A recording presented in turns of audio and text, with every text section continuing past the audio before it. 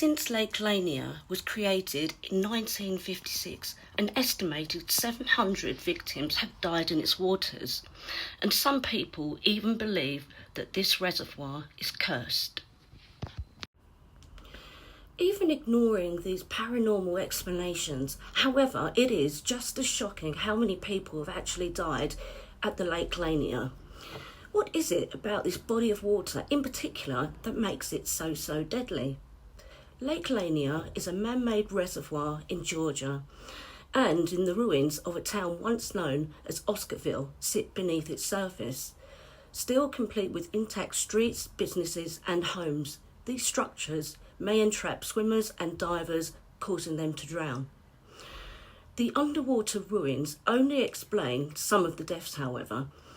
There have been dozens of freak accidents, boat fires, missing people and other tragedies at the reservoir, which makes the mystery of Lake Lanier deaths all the more complicated. The dark history of Lake Lanier. Lake Lanier was created in 1956 when the United States Army Corps of Engineers built the Beaufort Dam to make a reservoir that would provide water to Atlanta and the surrounding areas. Lake Lanier was also meant to prevent flooding in the Chattahoochee River. I think I said that wrong. Chattahoochee River even. However, while the intention was to help the people who lived in the region, the execution had the opposite effect. Rather than constructing the lake in a large uninhabited area, the government instead forced residents from the town of Oscarville and flooded it. The resulting reservoir was named after the Confederate poet Sidney Lanier, even though Oscarville had once been a bustling black community. In 1912, more than 40 years before Lake Lanier was created, the rape and murder of a young woman named May Crow in Oscarville led to the violent arrest of 3 young black men. One of them, Rob Edwards, was lynched by a violent mob. The other 2, Ernest Cox and Oscar Daniel, were convicted by an all-white jury and hanged in front of a crowd of up to 8,000 spectators. That is so disgusting. While it is widely believed today that these young men were innocent, the trials marked a significant point for race relations in Forsyth County. White mobs, known as the Night Raiders, began to chase black residents out of the county, burning their churches and their businesses. So, according to the Atlanta History Center, the 1910 census recorded 1,098 black residents in Forsyth County. By 1920, there were only 30. The white citizens seized the property of those who fled, and over the following decades, the government began buying them up. Oscarville effectively became a ghost town. After the 250 families who remained were forced out for the lake's construction, the Army Corps of Engineers didn't even bother to demolish Oscarville. And they simply flooded the area, and the remnants of the town still rest at the bottom of the lake, to this day even. At the time, they didn't believe that this would cause any problems. After all, Lake Lanier was only meant to supply the water to other towns and cities in Georgia. Inside the first Lake Lanier deaths, all large bodies of water present some kind of inherent danger, don't they?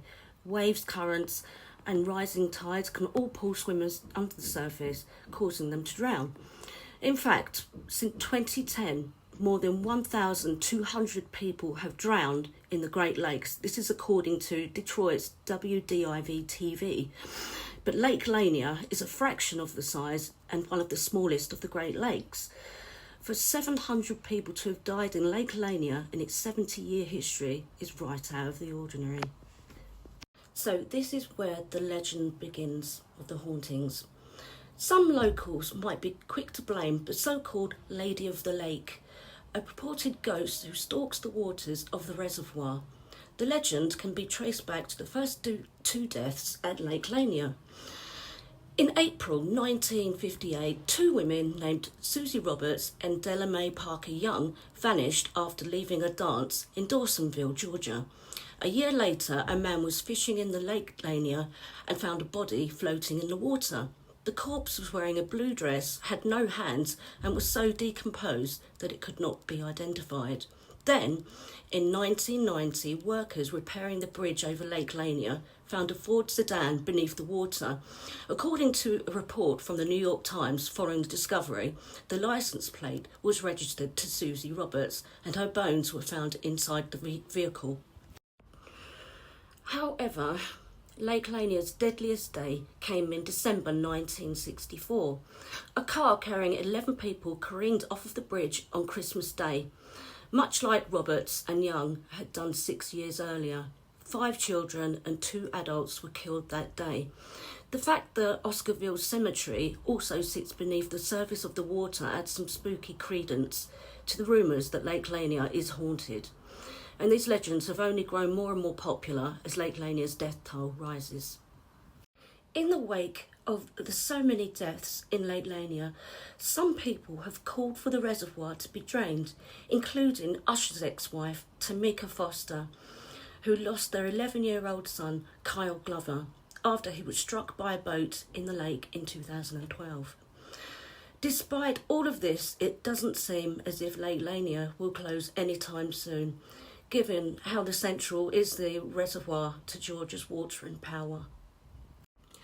So I hope that you enjoyed that, guys, about Lake Lanier, and you can tell me in the comments if you like if you think that it's cursed or haunted or just built in the wrong place. Really, it's quite disrespectful, isn't it, to build on all the graveyards, 20 of them, and not take the people out of them, which so it's still under the water. So in effect, you're swimming in a cemetery, I guess.